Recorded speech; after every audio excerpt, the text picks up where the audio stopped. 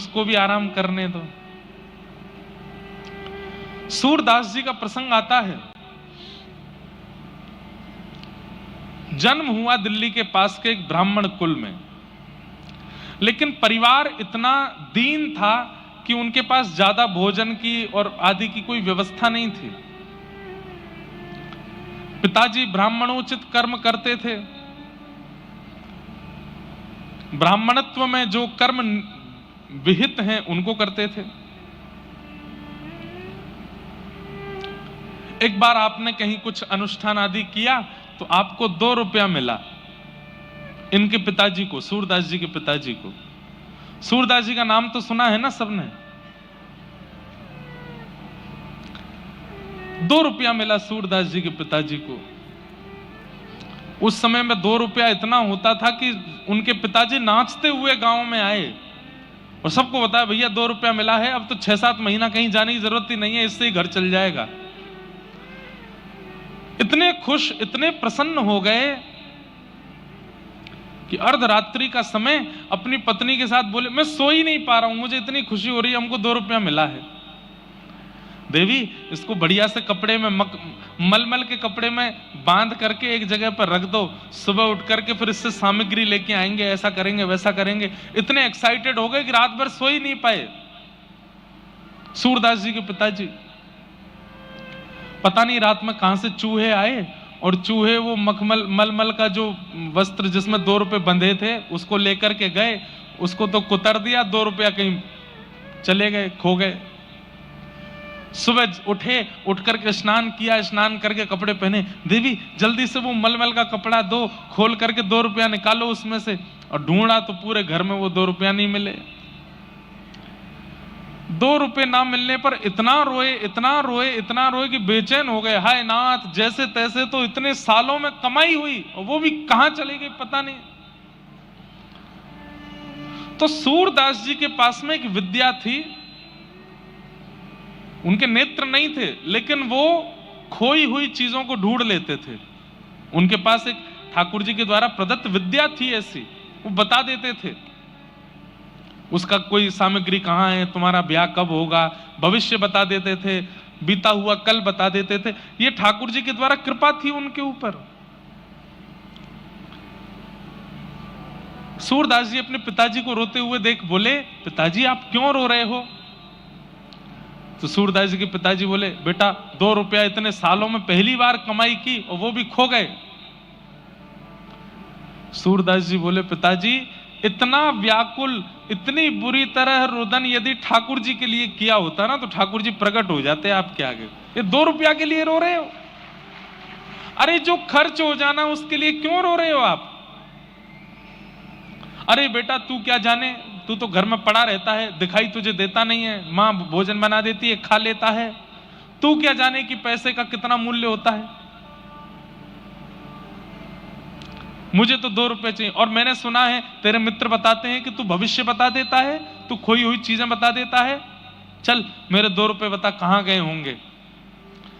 सूरदास जी बोले, पिताजी मैं अपने ठाकुर जी के द्वारा दी गई विद्या का इस प्रकार प्रयोग नहीं करना चाहता।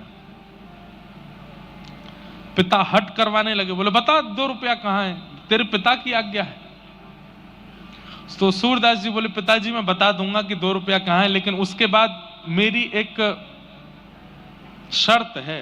बोले क्या? बता दूंगा कि 2 रुपया कहां है, लेकिन मैं घर छोड़ के चला जाऊंगा फिर। तो पिताजी ने ऐसे देखा, बोले वैसे भी तेरा फायदा क्या है, दिखाई तो देता नहीं तुझको, करता धरता तो तू कुछ है नहीं, जीवन भर तुझे हम ही चलाएंगे, हम ही तुझे कराएंगे। और ये बस बोल रहा है कि चला जाऊंगा, जाएगा कैसे? दिखाई तो देता नहीं, कहां जाएगा, किसके पास जाएगा?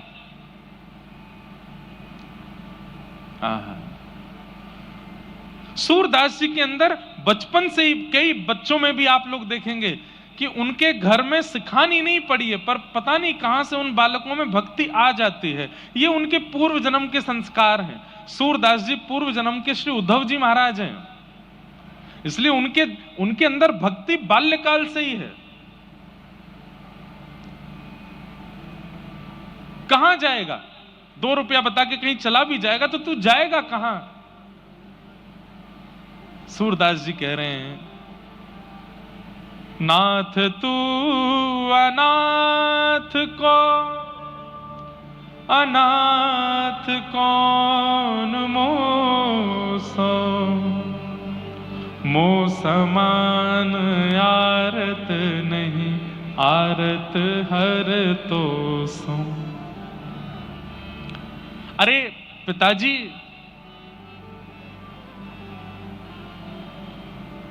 ठाकुर जी के हर नाम के आगे नाथ लगता है। बद्रीनाथ, द्वारिकानाथ, जगन्नाथ, श्रीनाथ। नाथ का मतलब क्या है? जो अनाथों का स्वामी है। अगर मैं घर से चला जाऊंगा तो मेरा स्वामी मेरी रक्षा करेगा। पिताजी बोले, अब तू चलिए, बड़ी बड़ी बातें, मुझे ज्ञान मत दे ज्यादा, जल्दी बता 2 रुपया कहां है। बोले, पिताजी मैं सच बोल रहा हूं कि मैं बता तो दूंगा, लेकिन मैं घर छोड़ के चला जाऊंगा। अब तू जल्दी बता। उस समय तो 2 रुपया दिख रहा था। सूरदास जी ने बता दिया। बोले, रसोई घर जहां मैया भोजन बनाती है, वहां भोजन बनाने वाली जो सब्जियां काट करके जो नाली से बहाई जाती हैं, वहां रात्रि चूहों ने 2 रुपया फेंक दिए हैं, ढूंढ लीजिए, मिल जाएंगे।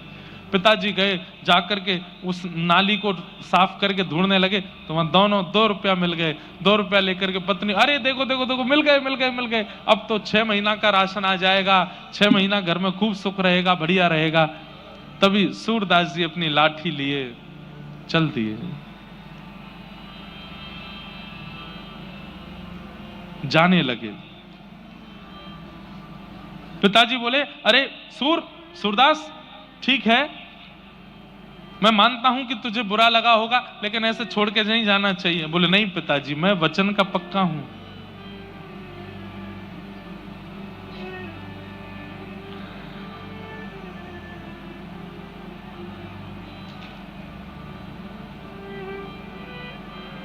एक बहुत सुंदर पद है,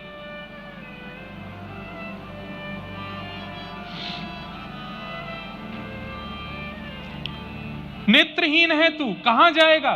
तेरे पास नेत्र तो है नहीं। सूरदास जी कह रहे हैं, मैं नेत्रहीन हूं। पिताजी, आप नेत्र वाले हो। बहुत ध्यान से सुनिए, कितनी अच्छी बात है। सूरदास जी कह रहे हैं कि पिताजी, आपको नेत्र दिए ठाकुर जी ने, ताकि गड्ढा आए तो आप संभल के चलो, ताकि ऊंचाई आए तो आप लांघ के चलो, चाहे मोड़ आवे तो आप मुड़ के चलो, सामने पहाड़ आ जाए तो झुक के चलो। पर मुझे नेत्र नहीं दिए ठाकुर जी ने। क्यों? क्योंकि मेरे नेत्र स्वयं श्री ठाकुर जी हैं। मेरी उंगली पकड़ के वही चलते हैं। आपको तो गड्ढे से स्वयं बचना पड़ता है, पर मुझे ठाकुर जी बचाते हैं। मेरे नेत्र तो श्याम सुंदर हैं। सूरदास जी गा रहे हैं आशावरी।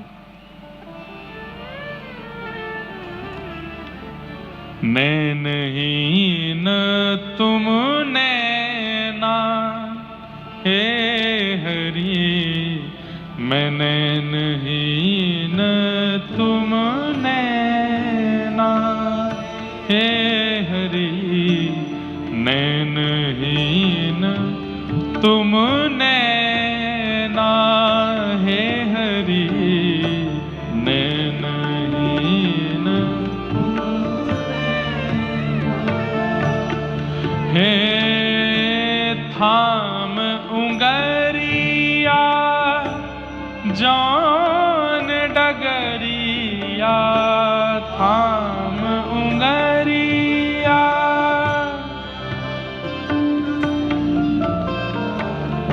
थाम उंगरिया जान डगरिया, थाम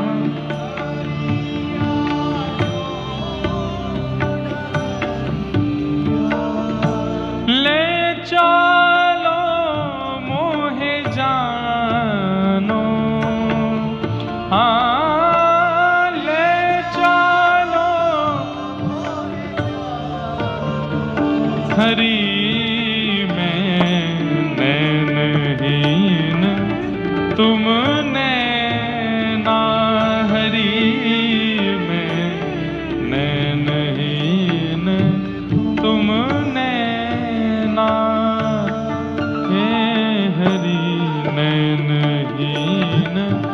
तुमने ना हरी में नैनहीन, तुमने ना हरी में नैनहीन, तुमने ना हरी में नैनहीन।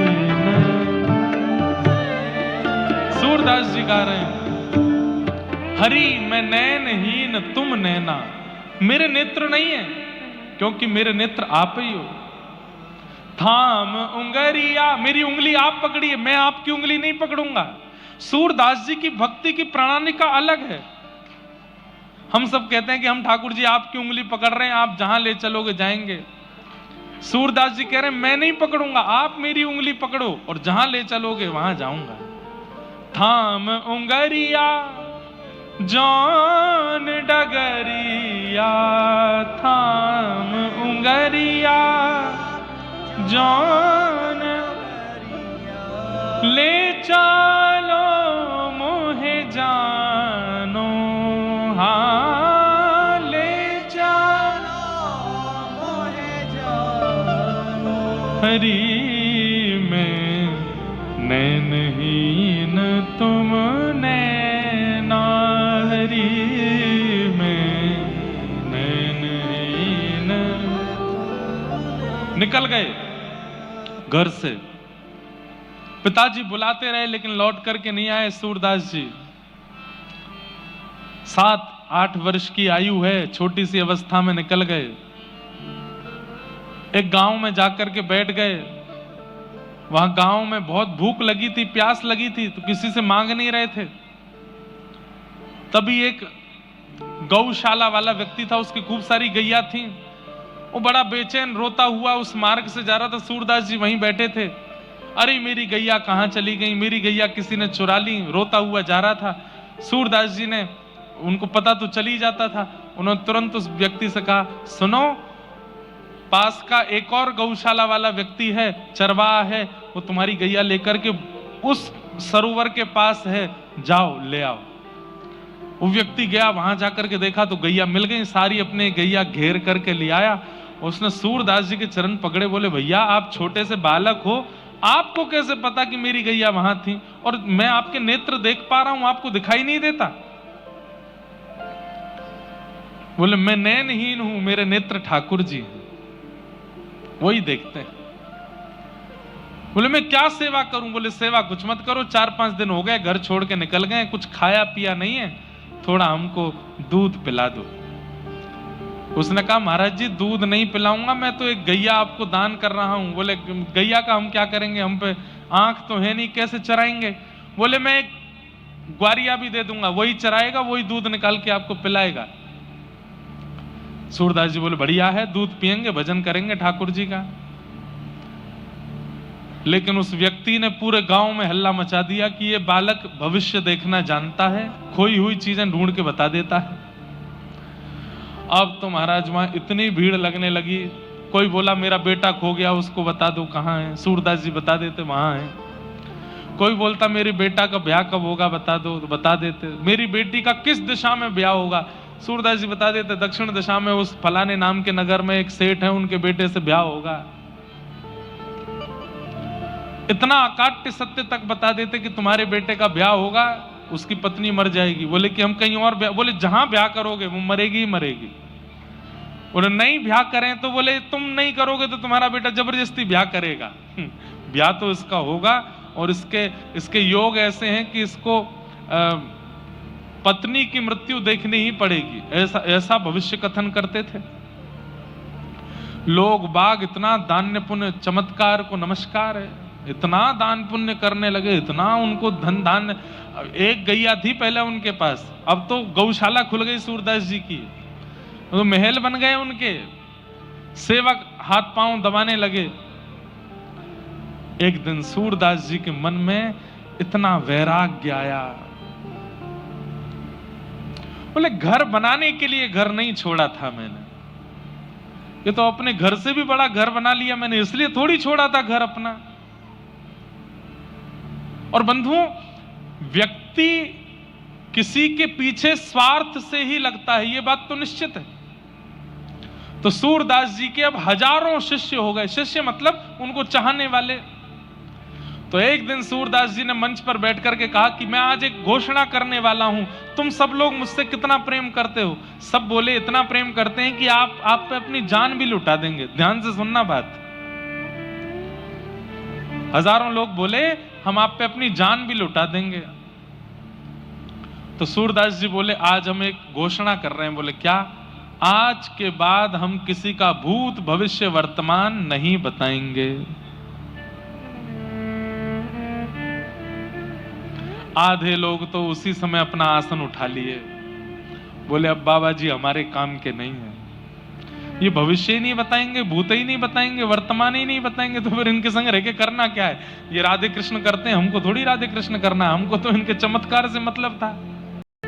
सूरदास जी ने जैसे ही घोषणा करी कि मैं आज के बाद भविष्य नहीं बताऊंगा, भूत वर्तमान नहीं बताऊंगा, तो आधे लोग तो चुपचाप वहां से खिसक लिए। उनसे पूछा गया कहां जा रहे हो तुम? तो प्राण न्योछावर, पत्नी की तबीयत बहुत खराब है, बस उसको देख के आ जाऊंगा। कभी नहीं आया लौट के। बेटे को वहां भेजना है, बस उसको पहुंचा के आ रहा हूं। ऐसे बहाने बना बना के सब चले गए, अकेले सूरदास जी रह गए। अब जिन्होंने महल वहल बनवा के खड़े कर दिए थे वो भी बोलने लगे बाबा बहुत पैसा लगा है, अब इसको हमको ही दे दो, हमारा घर परिवार बहुत बढ़ गया। बोले रह लो। सब दे दाग करके जब सब त्याग दिया तो गीता जी कहती हैं आपके चित्त को शांति वस्तु खरीदने से नहीं मिलेगी, आपके चित्त को शांति तो त्याग से ही मिलेगी। त्यागात शांति अनंतरम।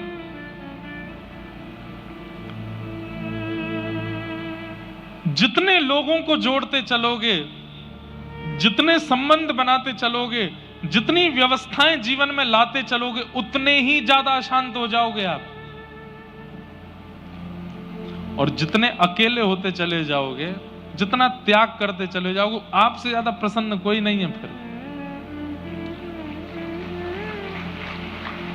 इसका मतलब हम ये नहीं कह रहे कि आप लोग कल ही अपना घर बार छोड़ दो, पर जितना परिवार है ठीक है, उतना ही रहने दो।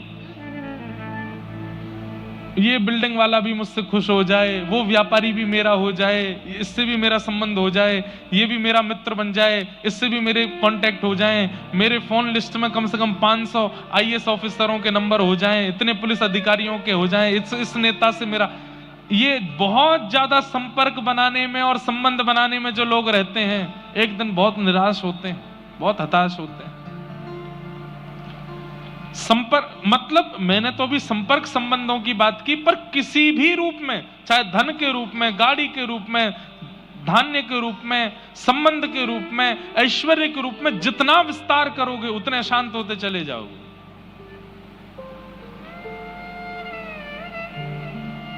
और जितने एकांत उतने प्रसन्न। सूरदास जी ने जब सबने सूरदास जी का त्याग कर दिया, सूरदास जी बोले अब मन को शांति लग रही है, अब मन को अच्छा लग रहा है। और तब निकल पड़े, आगरा के पास एक गांव में जाकर के निवास करने लगे। अब किसी का भविष्य भूत वर्तमान नहीं बताते, उनको पता चल भी जाता है फिर भी नहीं बताते, केवल भजन करते हैं ठाकुर जी का। 30 वर्ष के आसपास की आयु हो गई, तब जाकर के मन में फिर से एक विकार लगा कि कुछ कमी है, कुछ जैसे मानो रह गया हो। तब पूछने लगे अपने आप से कि क्या रह रहा है, क्या छूट रहा है। तब मन से आवाज आई कि अभी तक तुम्हारे गुरु नहीं मिले, तुम्हारे जीवन में सदगुरु नहीं आए। तब इच्छा हुई कि मैं किसको गुरु बनाऊं। बंधुओं, हम एक बात कहते हैं, और हम ही नहीं, ये सब शास्त्र आज्ञा भी कहती हैं कि आप गुरु नहीं खोजते, गुरु आपको खोजता है, गुरु आपको चुनता है। आजकल के बच्चे गुरु चुनते हैं, कौन से वाले बेटर हैं, हेयर स्टाइल जिनकी ज्यादा अच्छी हो, ड्रेसिंग सेंस जिनका बढ़िया हो, प्रभाव जिनका अच्छा हो, गला जिनका अच्छा हो, देखने में जो सुंदर हो, उनको गुरु बनाए? नहीं, ऐसे गुरु नहीं। गुरु कौन? जिसकी वाणी प्रकट होते ही नेत्र बंद हो गए और चित्त में प्रिया प्रियतम का विलास प्रारंभ हो गया। जिसके उपस्थित होते ही मन में जितने विषाद थे, विकार थे, उसके दर्शन मात्र से नष्ट होने लगे। जिसके उपस्थित होते ही ये मेटेरियलिस्टिक वर्ल्ड अच्छा नहीं लग रहा है, अब बस इच्छा हो रही है चल मन वृंदावन धाम, चल मन वरसानो धाम, चल मन भक्ति के मार्ग पर। जिसके चित्त में आती आलस्य चला गया, क्रोध चला गया, काम चला गया, जिसका स्वरूप, जिसकी वाणी, जिसकी उपस्थिति इतने परिवर्तन चित्त में कर दे, वही गुरु है। वो गुरु है। जिसको देख करके आप आकर्षित हो गए, वो गुरु नहीं हो सकता। जिसको देख करके आपके चित्त का अहंकार, आपके चित्त का काम, क्रोध, ईर्ष्या, द्वेष, अभिनिवेश, अहंता, ममता ये नष्ट हो जाए, वो गुरु है। सूरदास जी के मन में विषाद हो रहा था कि मेरे जीवन में गुरु नहीं है। तभी 4-5 लोग चर्चा करते जा रहे थे, अरे तुम्हें पता है एक आचार्य चरण भ्रमण करते हुए व्रजधाम की ओर जा रहे हैं और वो इसी गांव से निकलने वाले हैं। तो दूसरे ने पूछा कौन से आचार्य चरण? तो नाम बोले श्रीमद वल्लभाचार्य जी महाराज। नाम सुनते ही सूरदास जी के चित्त में मानो जैसे किसी प्यासे को प्यास लगी हो, उसको जल पिला दिया हो, ऐसी तीव्र शांति होने लगी। सूरदास जी बोले जिनके नाम में इतनी शांति है, उनके वचनामृत कितने अद्भुत होंगे, उनके दर्शन कितने अद्भुत होंगे।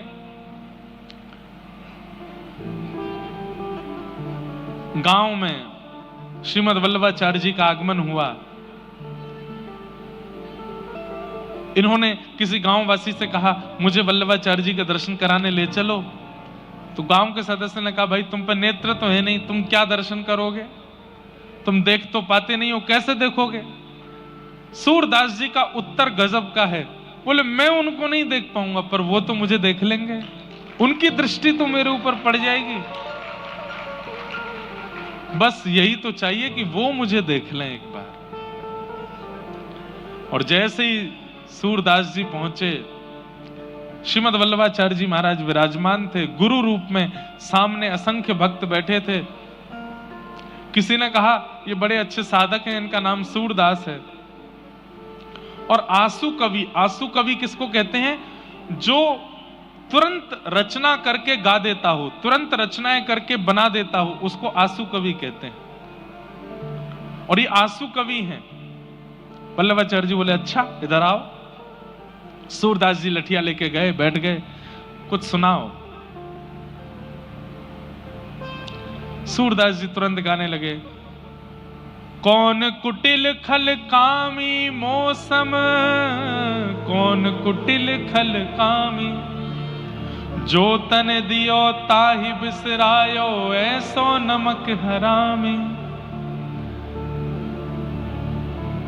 अपनी बुराई करने लगे, मैं तो कुटिल हूं, मैं तो कामी हूं, ऐसा पद गाने लगे। वल्लभाचार्य जी बोले कुछ और सुनाओ।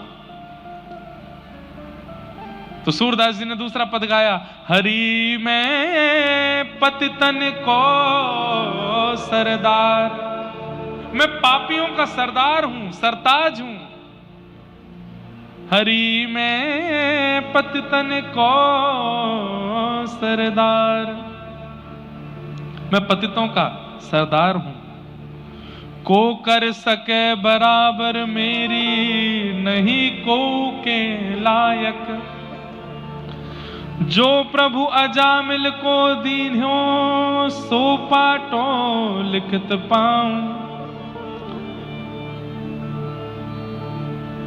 हरि जी में पतितन को सरताज। तो वल्लभाचार्य जी महाराज सामने बैठे बैठे बोले,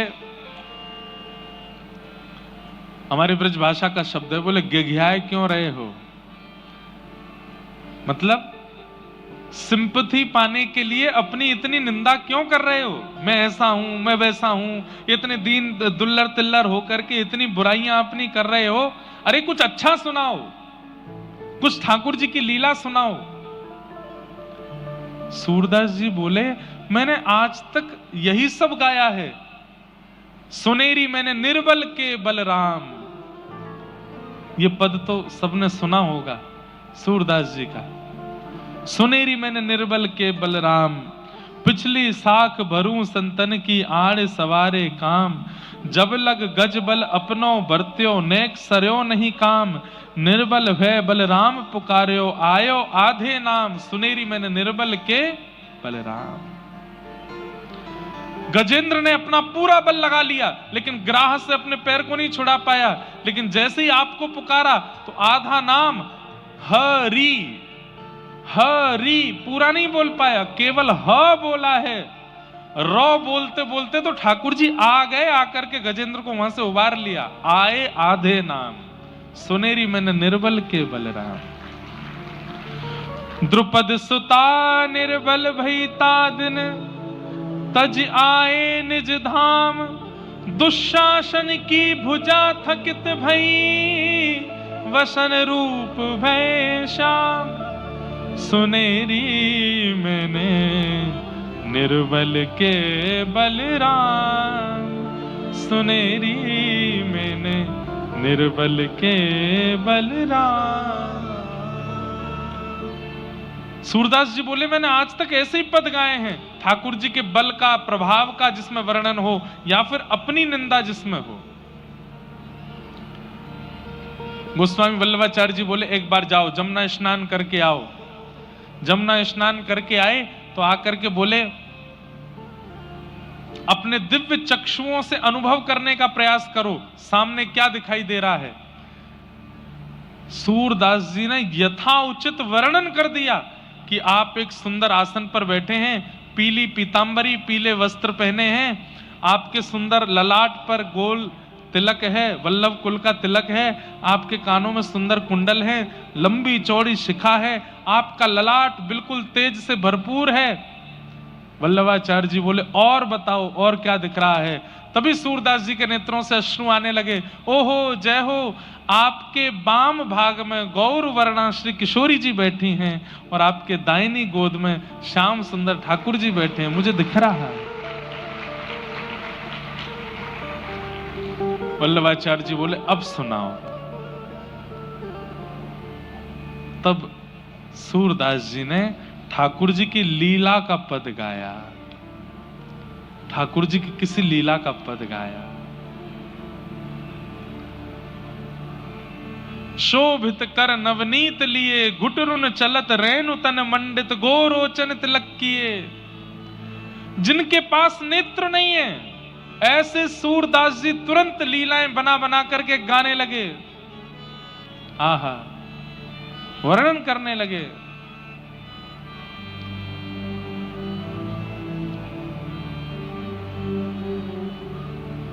दर्पण हाथ लिए नंद नंदन।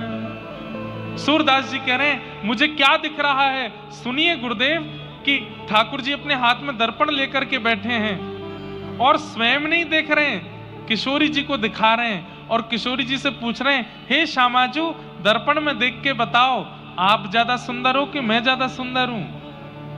आहा हे राधे रानी तुम्हें लागत हूं मैं कैसो, हे श्यामा प्यारी तुम्हें लागत हूं मैं कैसो। सूरदास जी वर्णन करने लगे ठाकुर जी की लीलाओं का। वो दिखने लगा सूरदास जी को जो किसी को नहीं दिखता था।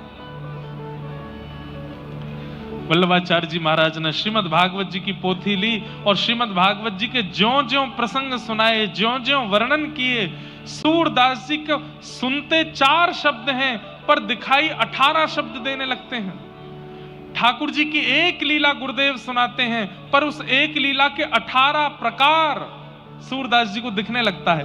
अब गोस्वामी वल्लभाचार्य जी तो केवल इतना बताते हैं कि ठाकुर जी माखन चोरी कर रहे हैं, लेकिन सूरदास जी को माखन चोरी भी दिखती है, दही चोरी भी दिखती है, दूध चोरी भी दिखती है, किस किस गोपी के यहाँ कैसे कैसे चोरी करते हैं वो सब दिखाई देता है सूरदास जी को। सूरदास जी बैठे बैठे रोते रहते हैं, बोले गुरुदेव आप तो जरा सा बताते हैं, मुझे तो बहुत कुछ अनुभव होने लगता है। गुरुदेव कह रहे हैं कि ठाकुर जी घुटमुन चल रहे हैं। सूरदास जी कहते हैं, अरे नाथ, आपने तो घुटमुन चलवाया, उसके बाद मुझको दिख रहा है क्या? हे हरि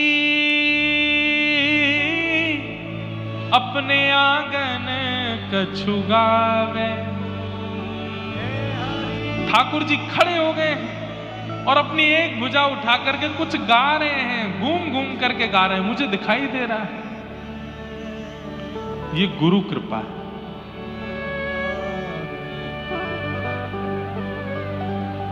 लोगों ने कितनी परीक्षाएं ली सूरदास जी की। मंदिर में रोज श्रृंगार होता था। सूरदास जी दर्शन करने जाते लाठी लेकर के। ठाकुर जी इधर हैं और सूरदास जी इधर देख करके खड़े होते। कोई आकर के घुमा देता, बोले सूरदास जी यहाँ हैं ठाकुर जी, तो वहां खड़े होकर के भी ऐसे मुंह घुमा लेते। अच्छा यहाँ हैं? बोले यहाँ नहीं, इधर हैं, ये रहे सामने। अच्छा अच्छा अच्छा। सब कहते बेचारों को दिखता नहीं है।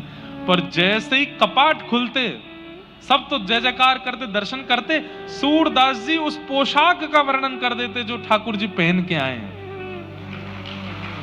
आज तो ठाकुर जी ने पीतांबरी पहनी है, आज तो थोड़ी पर सुंदर लाल हीरा चमक रहा है, आज तो ठाकुर जी ने ऐसी पाग धारण करी है।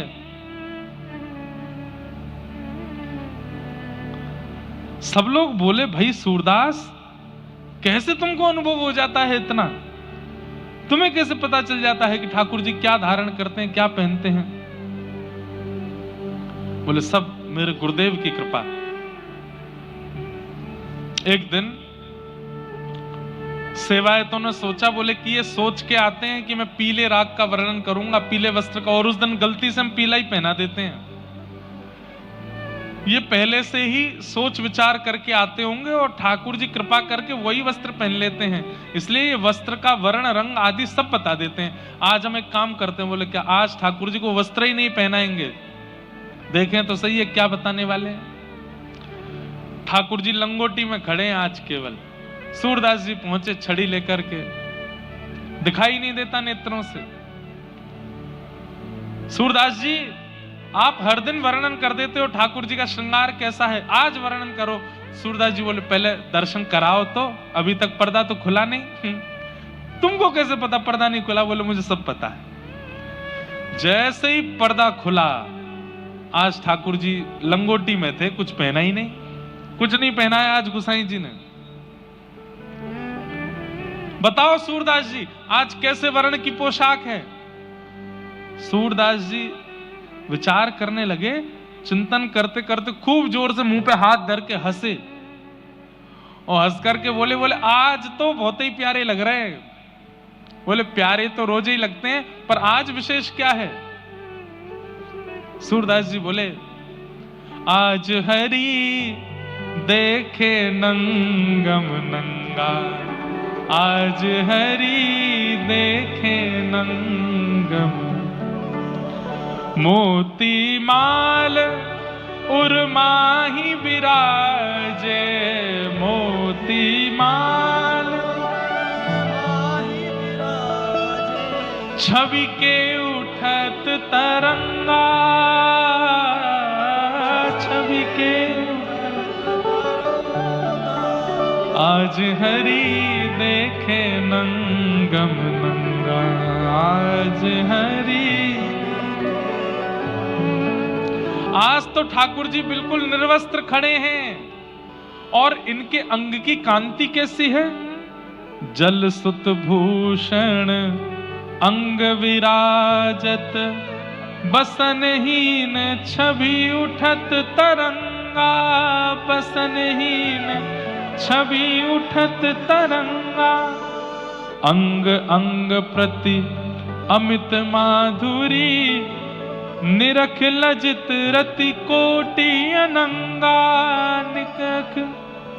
निरख लजत रति कोटि अनंगा, किलकत हंस दधि मुख लपटावत, सूर हसत ब्रज युवतिन संगा, आज हरि देखे नंगम नंगा, आज हरि देखे नंगम नंगा।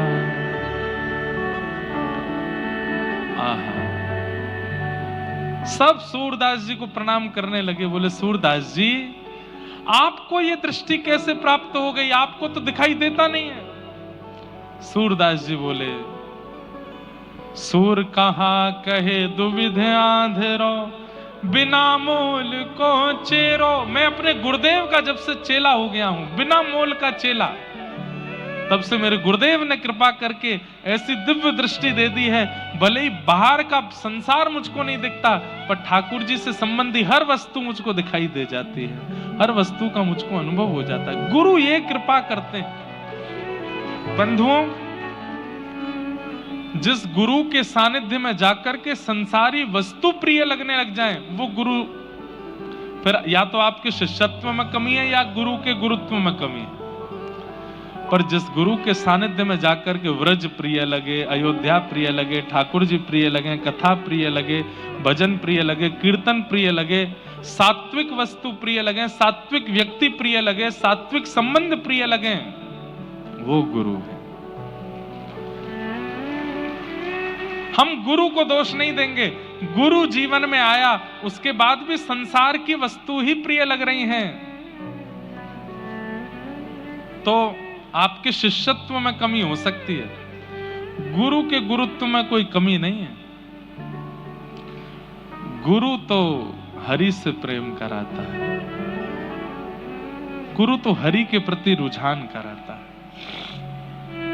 ऐसे गुरु के प्रति भाव बताए गए हैं भागवत जी में। भक्तों के 3 लक्षण बताए गए, उत्तम, मध्यम और सात्विक। उत्तम, मध्यम और साधारण, इन 3 भक्तों के लक्षण पर हम चर्चा करेंगे। एक श्लोक कहकर के फिर हम कीर्तन गा करके आज की कथा को तो विश्राम देंगे। बंधुओं, कथा का समय 3 बजे से है, पर आज प्रथम दिन था, थोड़ा विलंब हुआ, पर कल से 3, 3:30 के बीच में कथा प्रारंभ हो जाएगी। आप सब लोग उससे पहले ही आने का अपना, आज भी आई गए होंगे कई लोग तो पहले, लेकिन कल से और बिल्कुल समय से आप लोग आने का प्रयास करिएगा। 3 लक्षण बस सुन लीजिए, उसके बाद हम कथा को विश्राम देंगे। उत्तम, मध्यम और साधारण। हम कौन से भक्त हैं, ये आपको विचार करना। उत्तम कौन? सर्वभूतेषु यः पश्येत् भगवद् भावमात्मनः भूतानि भगवत्यात्मन् एष भागवतोत्तमः। जो सब जगह ठाकुर जी की व्यापकता को स्वीकार करता है, इसमें भी भगवान है, फूल में भी भगवान है, मुझ में भी भगवान है, आप में भी भगवान है, पंडाल में भी भगवान है, लाइट में भी भगवान है, सब जगह भगवान है, ऐसा विश्वास जिसके चित्त में है,